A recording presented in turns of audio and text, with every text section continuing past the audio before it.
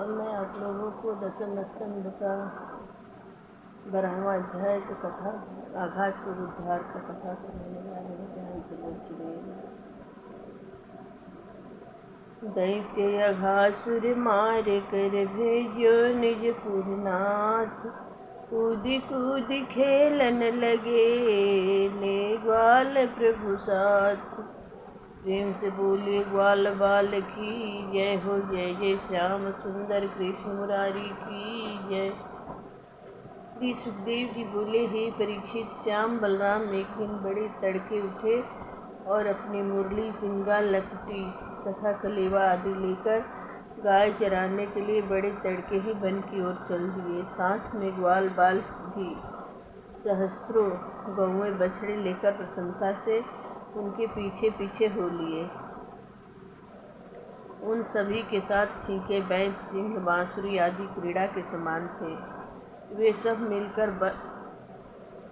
बालोचित क्रीड़ा करते हुए वन में विचरने लगे। ग्वाल बाल सभी घुघची, मणि, स्वर्ण आदि के गहने पहने हुए थे, किंतु फिर भी उन्होंने वन के पुष्प तथा माला और मोर पंखों से अपने को भली प्रकार सजाया।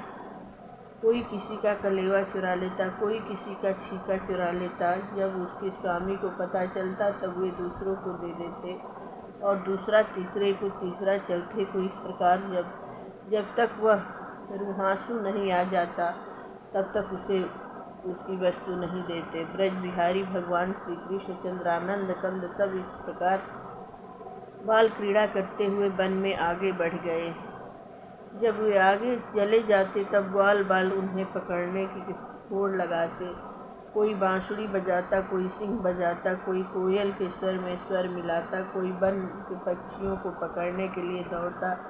इस बात वन में क्रीड़ा करते हुए निर्भयता से विचरने लगे। हे परीक्षित, भगवान श्री कृष्ण चंद्र साक्षात ब्रह्मानंद तथा भक्तों के आराध्य देव हैं। वे परम ऐश्वर्यशाली भगवान उन ग्वाल बालों के लिए उनके प्रिय सखा थे। ग्वाल बाल बड़े भाग्यशाली थे जिनके साथ वे ब्रज बिहारी घनश्याम नित्य विहार करते थे। जो भगवान योगियों के लिए भी असाध्य अप्राय है, वे उन ग्वाल बालों को नित्य प्रति अपने कंठ से लगाते तथा उनके साथ बाल क्रीड़ा करते हैं। उनसे अधिक सौभाग्यशाली और कौन हो सकता है। हे परीक्षित, उसी समय कंस का भेजा हुआ अघासुर नाम का दैत्य, जो पूतना और बकासुर का छोटा भाई था, वहाँ आया। वह इतना बली था कि उसके भय से देवता भी कांपते थे। जब अघासुर ने भगवान श्री कृष्ण और बलराम को ग्वाल बालों के साथ विचरते देखा तब अपनी बहन पूतना और भाई बकासुर का बदला लेने की ठानी। उसने तत्काल अजगर का रूप बनाया और मार्ग में मुंह फाड़ कर पड़ गया। उस मुख को ग्वाल बालों ने वृंदावन के पहाड़ों की एक गुफा समझी। वे सोचने लगे कि यह भी इस वन की एक अद्भुत गुफा है। उसके मुख के अंदर की दाढ़ें पर्वत शिखर के समान प्रतीत होती थी और उसकी लाल जीभ अंदर जाने का मार्ग प्रतीत होता था। उसकी श्वास दावानल के समान प्रतीत होती थी। अघासुर के ऐसे रूप को देखकर उन ग्वाल बालों ने सोचा कि यह वृंदावन धाम की एक शोभा है। वे बाल सुलभ क्रीड़ा करते हुए उसके निकट पहुंच गए। कोई कहता है, अरे यह तो कोई जीव सा प्रतीत होता है। कोई कहता है, अरे भाई, यह गर्म गर्म श्वास अजगर की सी प्रतीत होती है, यह हम सबको निगल लेगा। इसी भांति बातें करते हुए उसके मुख के निकट पहुंच गए।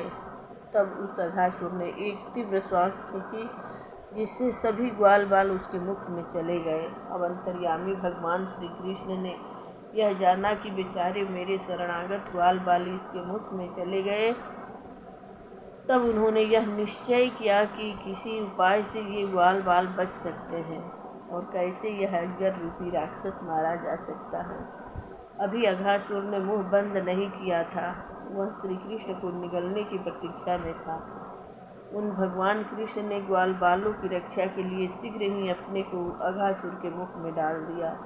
यह देखकर आकाश में स्थित देवतागण अति व्याकुल हुए और वे हाय हाय करने लगे। उस राक्षस ने प्रसन्न होकर अपना मुंह बंद कर लिया। वह अगासुर बछड़ों ग्वाल बालों सहित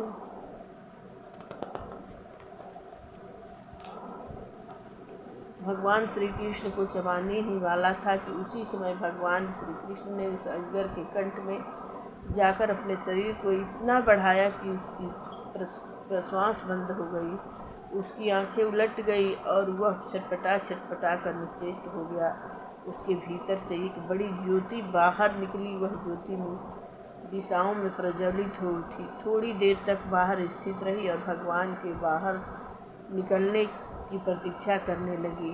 जब भगवान कृष्ण ग्वाल बालों सहित उस अजगर के मुख से निकल आए तब वह ज्योति उनमें समा गई। हे परीक्षित, अघासुर दैत्य को मरा जान देवता गण आकाश से पुष्पों की वर्षा करने लगे। गंधर्व अप्सरा नाचने गाने लगे। उनके जय जयकार की ध्वनि ब्रह्मलोक में पहुंची। यह देखकर ब्रह्मा जी को बड़ा आश्चर्य हुआ। हे परीक्षित, उस अजगर का वह अस्थि पंजर सूख कर बहुत काल तक उन ब्रजवासियों के लिए गुफा के समान क्रीड़ा स्थल बन गया। जब कृष्ण ने अघासुर दैत्य को मारा था तब उनकी अवस्था 5 वर्ष की थी और ग्वाल बालों ने उनकी अघासुर वध की बात जब अपने घर कही तब उनकी अवस्था 6 वर्ष की थी। अतिथि 1 वर्ष पश्चात उन्होंने यह कथा कही। श्री शुक जी बोले, हे सौनक जी, यदुवंश शिरोमणि भगवान श्री कृष्ण ने ही राजा परीक्षित की रक्षा की थी। उन्होंने ही अपने शरणागत उन ग्वाल बालों की रक्षा की थी। उन्होंने अपनी अमृतमयी दृष्टि से उन ग्वाल बाल बछड़ों को जीवित किया। राजा परीक्षित बोले, हे ब्राह्मण, यह तो उन भगवान के लिए कोई आश्चर्य की बात नहीं है कि उन्होंने अपने शरणागत ग्वाल बालों की रक्षा की, क्योंकि उन्होंने स्वयं मेरी रक्षा की है। किंतु सबसे बड़े आश्चर्य की बात यह है कि यह लीला उनके 5वें वर्ष में हुई और ग्वाल बालों ने यह घटना अपने अपने घर 6वें वर्ष में जाकर कही। यह आश्चर्य की बात मुझे समझा कर कहिए। श्री शुक जी बोले, हे ऋषियों, भक्तवर परीक्षित की यह बात सुनकर श्री सुखदेव जी कृष्ण नंद में मग्न हो गए और कुछ काल तक अपने नेत्र बंद करके मौन रहे। फिर बोले, हे परीक्षित, यह रहस्यमय लीला है, किंतु अपने प्रेमी भक्त के लिए गुप्त रहस्य भी प्रकट करना अति आवश्यक है। 13वां अध्याय ब्रह्मा जी का मोहनाश। ब्रह्मा जी मोहित भय लखी माया ब्रजराय, कीन बंद निज हाथ से ग्वाले बछड़ा गाय। जय हे प्रभु। सुखदेव जी बोले, हे परीक्षित, तुम भगवान श्री कृष्ण के परम भक्त हो। भगवान की लीला कथा भक्तों के लिए स्वभावतः ही सरस और मधुर होती है, किंतु तुम बीच बीच में प्रश्न पूछकर उन्हें और भी सरस और भी मधुर बना देते हो। हे परीक्षित, ध्यान पूर्वक सुनो, मैं तुम्हें यह रहस्य युक्त कथा सुनाता हूँ। इस कथा को सुनने का अधिकारी प्रत्येक नहीं होता है। तुम मेरे प्रेमी शिष्य हो, अतः तुम इसके सुनने के अधिकारी हो। भगवान कृष्णचंद्र जी ने अपने ग्वाल बालों को अघासुर दैत्य के मुख से बचा लिया, यह तो मैं तुम्हें सुना ही चुका हूँ। यमुना जी का पुलिन अति रमणीय और सुंदर है। वहाँ की बालू स्वच्छ तथा कोमल है। वहाँ हरे भरे वृक्षों पर सुंदर पक्षी कलरव करते हैं। उस रम्य स्थान को देखकर ग्वाल बाल तथा राम श्याम ने सोचा कि यहाँ कलेवा कर लेना चाहिए। भूख भी खूब लग रही है, दिन भी बहुत चढ़ गया है। ऐसा विचार करके वे सब वहीं बैठ अपने अपने छीके खोल खोल कर भोजन करने लग गए। बछड़े वहीं पानी पीकर हरी हरी घास चरने लगे। भगवान श्री कृष्णचंद्र बीच में बैठ गए और आसपास चंद्राकार सभी ग्वाल बैठ गए। सबका मुँह श्री कृष्ण की ओर था। सभी ग्वाल बालों से घिरे हुए श्री कृष्ण चंद्र ऐसे प्रतीत होते थे मानो एक विशाल कमल शोभायमान हो रहा हो। किसी ने पुष्पों की पत्तल बनाई, किसी ने ढाक के पत्तों की पत्तल बनाई, किसी ने पंखुड़ियों के पत्तल बनाई, किसी ने केले के पत्तों तथा कमल पत्रों की पत्तल बनाई, किसी ने अंकुरों की पत्तल बनाकर ही अपना भोजन रख लिया। बहुतों ने छीकों में ही खाना आरंभ कर दिया। सभी ग्वाल बाल अपने अपने भोजन की बड़ाई करने लगे। भाई, मेरा भोजन अति उत्तम है। तब तक दूसरा कहता, भाई, मेरा भोजन तुम्हारे से भी उत्तम है। इसी प्रकार सभी परस्पर बड़ाई करने लगे और हंस हंस कर भोजन करने लगे। हंसते हंसते लोटपोट हो जाते। उस काल भगवान कृष्णचंद्र की शोभा अति निराली थी। उन्होंने बंसी को कमर की फीट में लगा रखा था, सिंह तथा बैग बगल में दबा लिया था। बाएं हाथ में दधिघृत मिश्रित भात का कटोरा था। उंगलियों में अचार अदरक आदि लगे हुए थे। वे सब के मध्य में बैठे हुए सब ग्वाल बाल को हंसाते जा रहे थे। इसी अद्भुत छवि को देखकर स्वर्ग के देवता भी इस बात की अभिलाषा करने लगे कि हम ग्वाल बाल न हुए जो जगत पिता के साथ ऐसा आनंद भोगते। वे आश्चर्यचकित होकर इस यह लीला देखने लगे। हे परीक्षित, जब ग्वाल बाल इस प्रकार भगवान की लीला में मोहित हो रहे थे तब उनके बछड़े चरते चरते बड़ी दूर निकल गए। जब ग्वाल बालों का ध्यान बछड़ों की ओर गया तब वे सब के सब उठ खड़े हुए। तब भगवान कृष्णचंद्र बोले, तुम किसी बात की चिंता न करो, सब अपने अपने स्थान पर बैठे हुए भोजन करते रहो। मैं स्वयं जाता हूँ और बछड़ों को खोज कर लाता हूँ। जगत के दृष्टा भगवान अपने बनाए हुए जगत को खोजने चले। कैसी उनकी अद्भुत लीला है। हाथ में दधी भात का कटोरा लिए वे नदी पर्वत गुफा आदि में बछड़ों को खोजने लगे। हे परीक्षित, अघासुर के कारण देवताओं की जय जयकार सुनकर ब्रह्मा जी को बड़ा आश्चर्य हुआ। वे सोचने लगे कि कहीं पृथ्वी पर भगवान ने ही अवतार तो नहीं लिया है। वे यह जानने के लिए आकाश में स्थित होकर यह सब लीला देखने लगे। उन्होंने पहले तो सब बछड़ों को एक गुफा में ले जाकर छिपा दिया। फिर जब कृष्णचंद्र बछड़ों को खोजने निकले तब उन ग्वाल बालों को अचेत करके उसी गुफा में बंद कर आए और स्वयं अंतर्ध्यान हो गए। जब भगवान कृष्णचंद्र बछड़े नहीं मिले तब वे यमुना जी के पुलिन पर लौट कर आए तो वहाँ उन्हें ग्वाल बाल भी नहीं मिले। यह सब देखकर उन्होंने जान लिया कि यह ब्रह्मा की करतूत है। वे तो जगत के दृष्टा दोनों ही हैं, उनसे क्या छिपा था। तत्काल ब्रह्मा की करतूत जानकर उन्होंने अपने ही स्वरूप को बछड़ा तथा ग्वाल बालों के रूप में धारण करके नई ग्वाल बालों तथा बछड़ों की सृष्टि रच दी। उनके लिए यह कौन नई बात न थी, कोई नई बात नहीं थी। वे ही तो अनेक रूप वाले सृष्टि को रचते हैं। वे बालक जितने छोटे जैसे रूप के थे वैसे ही स्वयं भगवान कृष्णचंद्र बन गए और वैसे ही बछड़ा बना लिए गए। उन सब के रूप में श्री कृष्ण भगवान ही प्रविष्ट हो गए। भगवान श्री कृष्णचंद्र अपने ही आत्मा स्वरूप बछड़ा तथा अपने ही आत्मा स्वरूप ग्वालों से स्वयं घिर कर अपने ही साथ भांति भांति की लीला करते हुए ब्रज में पहुँचे। वहाँ जिस जिस ग्वाल बाल का घर था उसी में चले गए। जिस गाय का बछड़ा था उसी गाय का बछड़ा बनकर स्तनपान करने लगे। वे गाय तथा गोपियाँ अपने अपने बच्चों को आया हुआ देखकर सब की सब दौड़ पड़ी और बड़े प्रेम से अपने अपने बच्चों को स्तनपान कराने लगी तथा गोपियाँ बड़े लाड़ प्यार से स्नान भोजन आदि कराने लगी। उन ग्वाल बालों तथा बछड़ों के रूप में परम ब्रह्मा श्री कृष्ण ही थे। उन्हीं को अपना अपना बच्चा समझकर सब प्यार करने लगी। इसी प्रकार नित्य प्रति भगवान श्री कृष्ण उन बछड़ों तथा ग्वाल बालों को वन में चराने ले जाते और संध्या को अपने अपने घरों में अपनी अपनी माताओं के निकट चले आते। उन ग्वालों ने तथा गायों का प्रेम दिन प्रतिदिन अपने बच्चे से अधिक ही अधिक बढ़ता गया। जैसा प्रेम वे कृष्णचंद्र से करती थी वैसा ही प्रेम अब वे अपने बच्चों से करने लगी। वे ऐसा क्यों न करें, क्योंकि वे स्वयं कृष्णचंद्र ही तो उनके बच्चों के रूप में थे। हे परीक्षित, इस भांति 1 वर्ष तक भगवान कृष्णचंद्र ने ग्वाल बालों का रूप धारण करके अपने ही स्वरूप के साथ अनेक प्रकार की क्रीड़ाएँ की और अपने ही स्वरूप बछड़ों का पालन किया। हे परीक्षित, बछड़ों तथा ग्वाल बालों के प्रति ब्रजवासियों का विशेष बढ़ता हुआ प्रेम देखकर बलराम जी बड़े आश्चर्य में हुए। वे भी इसका रहस्य न समझ सके कि यह क्या कारण है कि ये ब्रजवासी जैसा प्रेम मुझसे तथा कृष्ण से करते हैं वैसा ही इन बछड़ों और अपने बालकों से करने लगे हैं। वे अति चिंता में पढ़कर विचार करने लगे कि यह किसकी माया है, किसी देवता की है अथवा किसी असुर की।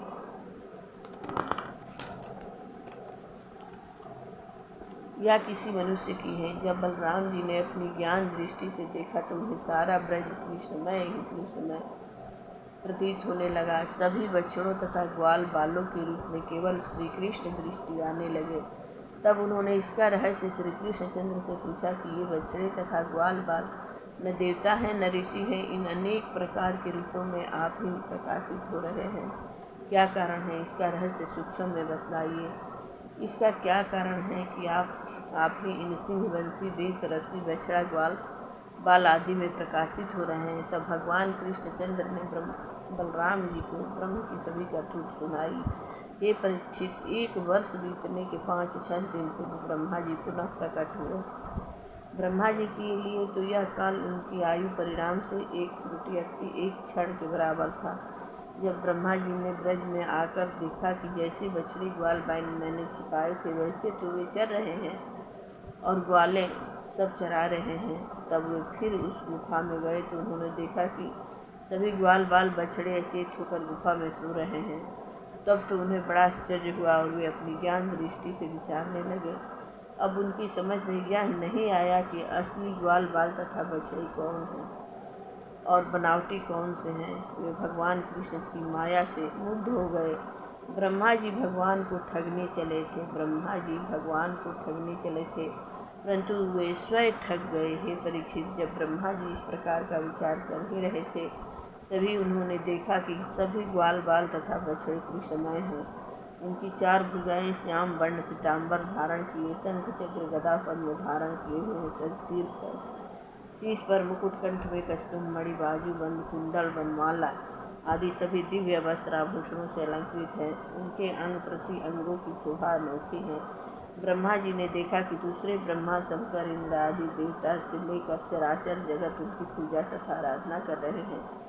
अणिमा लगिमा आदि सिद्धियाँ मूर्तिमान होकर उनके निकट विराजमान हैं। उनकी संपूर्ण विभूतियाँ तथा संपूर्ण तत्व उनकी सेवा कर रहे हैं। ब्रह्मा जी ने देखा कि सभी चराचर जगत कृष्णमय ही कृष्णमय है। यह आश्चर्यमय घटना देखकर ब्रह्मा जी स्तंभ से रह गए। उनका तेज निस्तेज हो गया। वे एक कठपुतली की भांति निश्चेष्ट हो गए। यद्यपि ब्रह्मा जी ज्ञानमय तथा जगत की उत्पत्ति करता है और सबके पूर्वज हैं, किंतु वे भी उनकी माया में मोहित हो गए। उनके नेत्र बंद हो गए। जब उन्होंने अपने नेत्र खोले तो उन्हें यह जगत को तथा अपना शरीर दृष्टि आया। उन्हें वृंदावन धाम की निराली दिव्य छटा का दर्शन किया। भगवान की उस लीला भूमि में क्रोध, तृष्णा आदि किसी प्रकार का दोष नहीं है।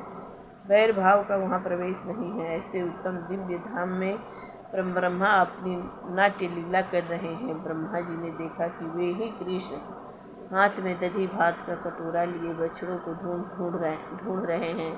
ब्रह्मा जी तत्काल अपने वाहन हंस से कूद पड़े और पृथ्वी पर लेटकर उन्हें साष्टांग प्रणाम किया। अपने जगमगाते हुए मुकुट के अग्रभाग से उनके चरण स्पर्श किए। आंसुओं की धारा से उनके चरण भिगो दिए। उनके चरणों में बार बार उठ कर साष्टांग प्रणाम करने लगे। अब अपने नेत्र पोंछकर विनय भाव से सिर झुकाकर उनके सन्मुख खड़े हो गए। जगत के नियंता भगवान के दर्शन करके वे कांपने लगे। ठाढ़े स्तुति तप करे परम ब्रह्मा चितलाय, कृष्ण रूप में सब लखे ग्वाले बछड़ा गाय। ब्रह्मा जी द्वारा श्री कृष्ण की स्तुति। किन्नी विनय बहु भांति तब परयो चरण अकुलाय, क्षमहु नाथ मैं दास तुमा माया परिन लखाय। प्रेम से बोलिए मंगलमय भगवान की जय हो। करता धरता तथा हे प्रभु, श्री ब्रह्मा जी स्तुति करने लगे। हे प्रभु, आप ही एकमात्र जगत के करता धरता तथा हरता हैं। मैं आपको नमस्कार करता हूँ। आपका यह श्याम शरीर, मोर पंख का मुकुट तथा झिलमिलाते हुए कुंडल, किंकर, कंगन, बाजूबंद तथा बनमाला अति सुंदर है।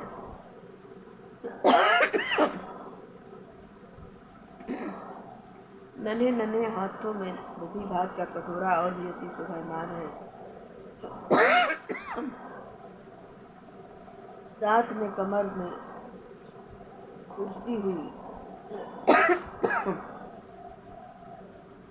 बंसी बगल में लपटी तथा सिंह अति शोभायमान है। मैं आपके इस गोपाल स्वरूप को बारंबार नमस्कार करता हूँ। आपका यह विग्रह दिव्य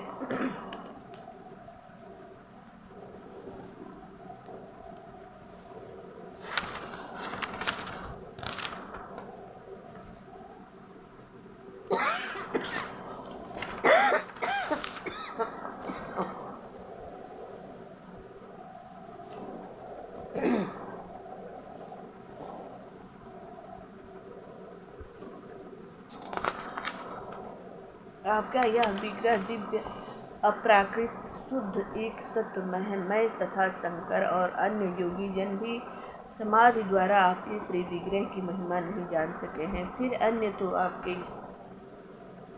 श्री विग्रह की महिमा जान ही कैसे सकते हैं। हे प्रभु, जो सत्पुरुष ज्ञान के पचड़े में न पड़कर आपकी शुद्ध भक्ति करते हैं, उस भक्ति के द्वारा तथा आपकी लीला कथाओं के श्रवण तथा कीर्तन करने से आपके स्वरूप को जान लेते हैं।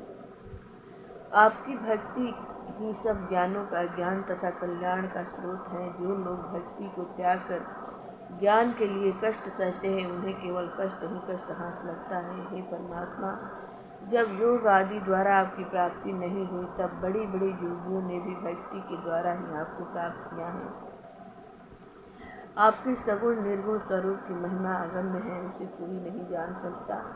किंतु शुद्ध अंतःकरण वाले भक्तजन आपके स्वयं प्रकाश आत्मा स्वरूप निर्गुण स्वरूप को भली प्रकार जान लेते हैं। हे प्रभु, आकाश के तारे, पृथ्वी के कण गिने जा सकते हैं, किंतु आपके सगुण स्वरूप के असंख्य गुण नहीं गिने जा सकते हैं। का हो? आओ आओ, हेने आओ, आओ आओ आओ, आ जाओ, अरे हमारे नाती आओ, आ जा।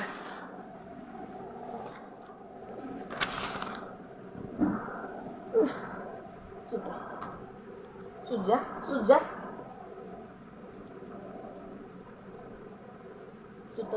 सुत जा मेरे पास।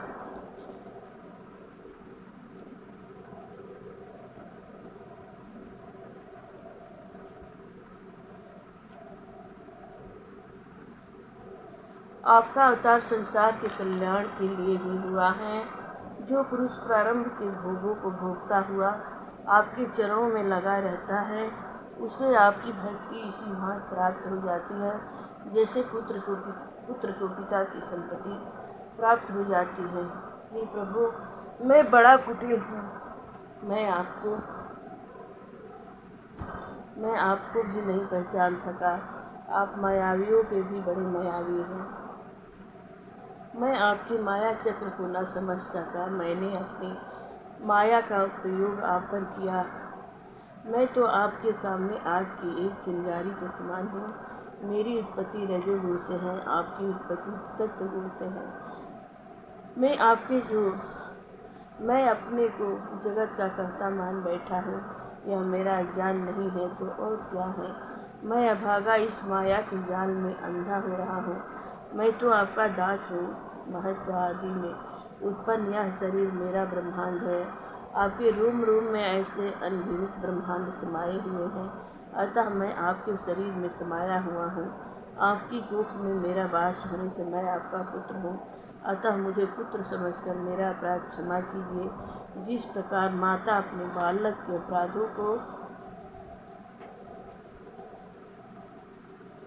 क्षमा कर देती हैं, हे प्रभु,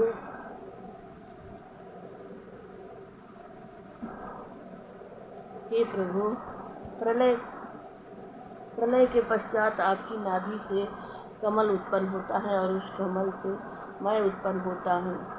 फिर बताइए, मैं आपका पुत्र नहीं हूँ? हे प्रभु, आप नर जीव ऐण स्थान समस्त जीवों के आश्रय स्थान हैं। आप ही जीवों के प्रवर्तक हैं। आप ही जीवों के जानने वाले हैं। आप सदा पूर्ण रूप से रहते हैं। मैं आपको 100 वर्ष तक जल में खोजता रहा, किंतु आपको न पा सका। सुता।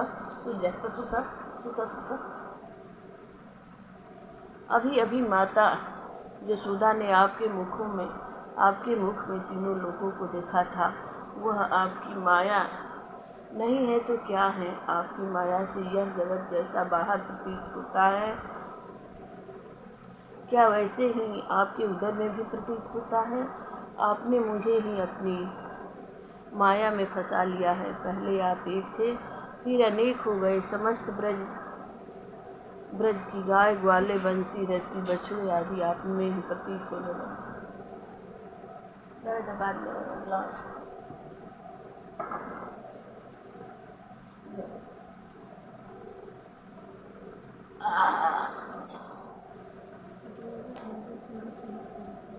अहो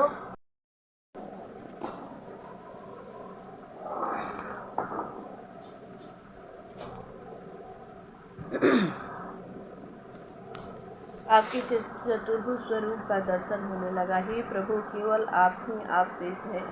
यह जगत में दृष्टि आने वाले समस्त पदार्थ प्राणी सब आपकी माया है, जो नश्वान है। केवल सत्य तो आप ही है, जो अज्ञान के कारण आपको नहीं पहचानते हैं, उन्हें ही आप जीव रूप प्रतीत होते हैं। आप ही ब्रह्मा, आप ही विष्णु, आप ही रुद्र है और आप ही इन तीनों के अधिष्ठान हैं। आप ही स्वयं सब कुछ है। आप अव्यक्त या जन्मा होने पर भी संसार के कल्याण के लिए व्यक्त होकर अनेक रूप धारण करके अवतार लेते हैं। कभी देवता, कभी मनुष्य, कभी पक्षी आदि का रूप ग्रहण करते हैं। आपकी लीला जानी नहीं जाती है। जब आप योग माया का आश्रय लेकर अपनी लीला का विस्तार करते हैं, तब कोई उसे नहीं जान सकता कि आपकी लीला कब किस हेतु कितनी होती है। हे प्रभु, आप ही सच्चिदानंद घन स्वरूप हैं। आप ही एकमात्र सत्य हैं। आप ही स्वयं प्रकाश हैं। आप अविनाशी तथा नित्य हैं। आप पूर्ण अमृत स्वरूप एक हैं। हे जगत पिता, बंधन तथा मोक्ष दोनों ही आपकी माया है। हे प्रभु, आप अपनी ही आत्मा हैं, किंतु आपका अज्ञानी जन पराया और अपने से अलग मानते हैं। जो शरीर आदि पराये हैं, उनकी आत्मा मानते हैं। ऐसा मानकर अज्ञानी आपको अलग कहीं ढूंढने लगते हैं। हे प्रभु, आप तो सबके हृदय में ही विराजते हैं। इस कारण संत जन आपके अतिरिक्त जो भी दृष्टि आता है, उसको नाशवान समझकर उसका परित्याग कर देते हैं और अपने भीतर आपको ही केवल ढूंढते हैं। जब वे भक्त जन आपके चरणों का तनिक भी कृपा प्रसाद प्राप्त कर लेते हैं, फिर उन्हें नहीं छोड़ते हैं। वे अपनी सच्चिदानंद मई कृपा के तत्व को प्राप्त कर लेते हैं। ज्ञान, वैराग्य तथा आपकी प्राप्ति अति कठिन है। केवल भक्ति ही आपकी प्राप्ति का सुगम साधन है। मेरी तो यही इच्छा है कि प्रभु, मेरा जन्म जिस भी योनि में हो, किंतु मैं आपका दास ही रहूं। आपके चरण कमलों की सेवा ही करता रहूं। जिन परमात्मा को बड़े बड़े यज्ञ तृप्त नहीं कर सकते हैं, उन्हें ब्रज की गाय तथा ग्वालिनें अपने बच्चों और बालकों के रूप में स्तनपान कराकर नित्य तृप्त करती हैं। वे धन्य हैं, उनके जीवन धन्य हैं। वे ब्रजवासी गोप ग्वाल नंद यशोदा धन्य हैं, जो नित्य भगवान की सेवा करती हैं। उनके अंग प्रत्यंग का स्पर्श करती हैं, लाड़ लड़ाती हैं, दुलारती हैं, नहलाती हैं, प्रेम से भोजन कराती हैं, उन्हें सब प्रकार से संतुष्ट करती हैं। इन ब्रजवासियों के सौभाग्य की महिमा का कहाँ तक वर्णन करूं। इन्हीं की कृपा से हमें भी दर्शन प्राप्त हो गए।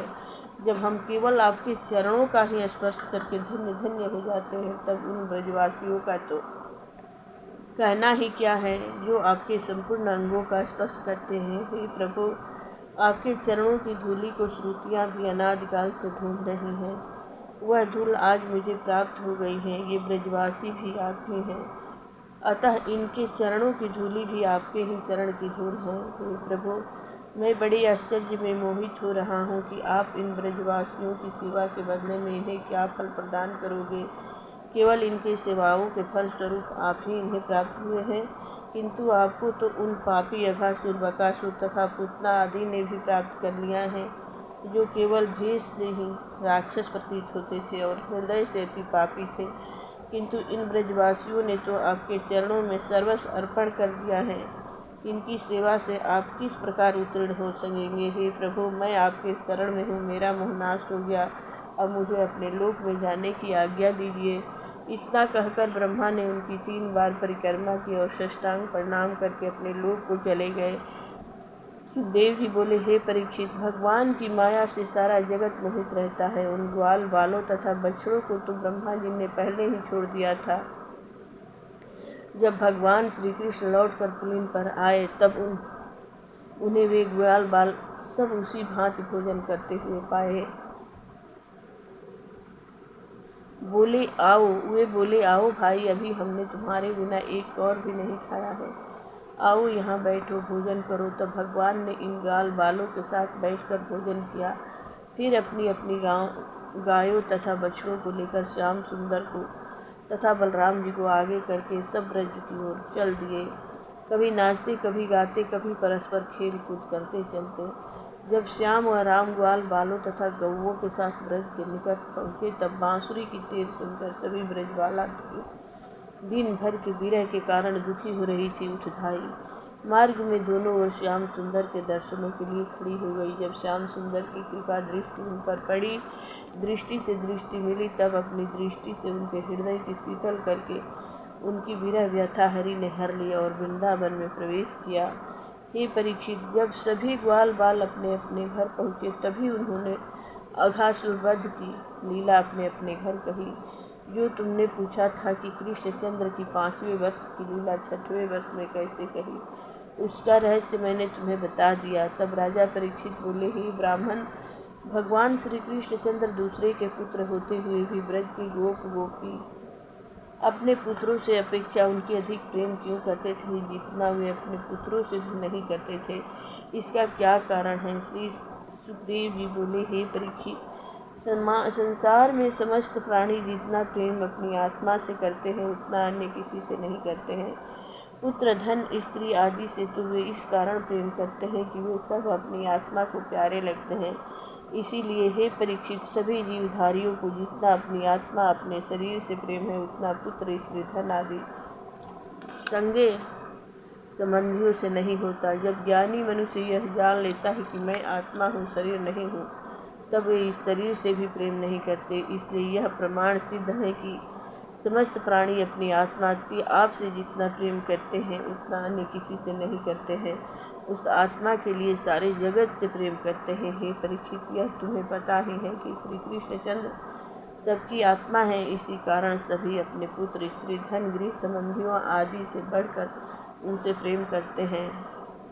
वे तो अपनी योग माया के द्वारा ही हमारा शरीर धारण किए हुए थे, किंतु वास्तव में वे सर्वात्मा ही थे। हे परीक्षित, जो इस कथा को तथा ब्रह्मा जी द्वारा की गई स्तुति को नित्य सुनता है तथा पाठ करता है, उस मनुष्य की संपूर्ण अभिलाषाएं पूर्ण हो जाती हैं। प्रेम से बोलिए, ब्रह्मा विष्णु महेश की जय हो। जय जय मंगलमय भगवान की जय हो। मायापति महेश्वर की जय हो। जय जय राम कथा, जय श्री कृष्ण कथा, जय श्री राम कथा, जय श्री कृष्ण कथा। जिसे श्रवण कर मिट जाता है जन्म जन्म का व्यथा। जय जय राम कथा, जय हो श्री कृष्ण कथा, जय जय राम कथा, जय श्री कृष्ण कथा, जय श्री राम कथा, जय श्री कृष्ण कथा, जय श्री राम कथा, जय श्री कृष्ण कथा, जय जय राम कथा, जय श्री कृष्ण कथा। प्रेम से बोलिए, मंगलमय भगवान की जय। सर्वदेव सर्वदेवी सर्ववेद ग्रंथ की जय। गोपी कृष्ण की जय। गोकुला मथुरा वृंदावन धाम की जय। वृंदावन बिहारी लाल की जय हो।